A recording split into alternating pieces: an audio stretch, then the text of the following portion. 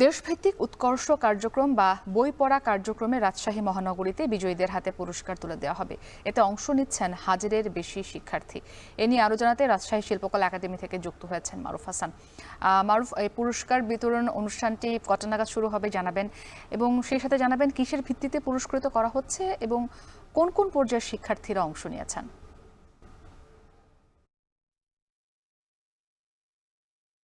মুক্তি সকাল থেকেই রাজশাহী যে জেলা শিল্পকলা একাডেমি আছে সেখানে আমরা আছি। এখানে দেখতে পাচ্ছি শিক্ষার্থীরা বিভিন্ন স্কুল থেকে এখানে কিন্তু আসছেন এবং তাদের যে পুরস্কার নেওয়ার যে উৎসব সেই উৎসবে কিন্তু তারা যুক্ত হচ্ছেন।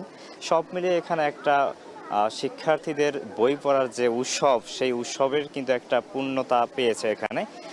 এখানে মূলত শিক্ষা প্রতিষ্ঠান যেগুলো ছিল 56টি শিক্ষা প্রতিষ্ঠান রাজশাহীর, এই প্রতিষ্ঠানগুলো থেকে শিক্ষার্থীদের বই পড়ার অর্থাৎ বিশ্ব সাহিত্য কেন্দ্রের আন্ডারে যে বই পড়া কর্মসূচি ছিল সেই কর্মসূচি থেকে মূলত 56টি শিক্ষা প্রতিষ্ঠান থেকে 2303 জন শিক্ষার্থীকে চূড়ান্তভাবে নির্বাচিত করা হয় এবং সেই 2303 জন শিক্ষার্থীদের মধ্যে আজকে এই মঞ্চ থেকে পুরস্কার গ্রহণ করবে 1664 জন শিক্ষার্থী 38টা শিক্ষা প্রতিষ্ঠানের মধ্যে থেকে, এবং 18টি শিক্ষা প্রতিষ্ঠানের শিক্ষার্থী অনেক দূরে থাকার কারণে তারা এখানে উপস্থিত নেই এবং তাদের শিক্ষক এবং সংগঠনের পক্ষ থেকে এই পুরস্কারগুলো গ্রহণ করবে।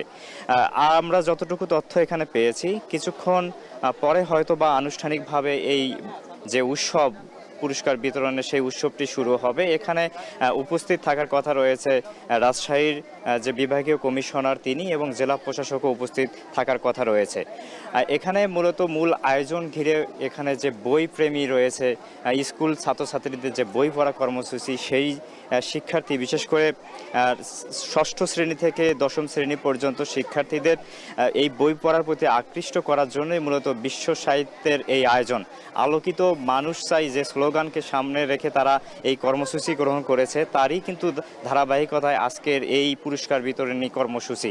এখানে আরও উপস্থিত থাকার কথা রয়েছে বিশ্ব সাহিত্য কেন্দ্রের যে সভাপতি আব্দুল্লাহ আবু সাইদেরও উপস্থিত থাকার কথা রয়েছে। মুক্তি, রাজশাহীর শিল্পকলা একাডেমি থেকে এই ছিল সবশেষ।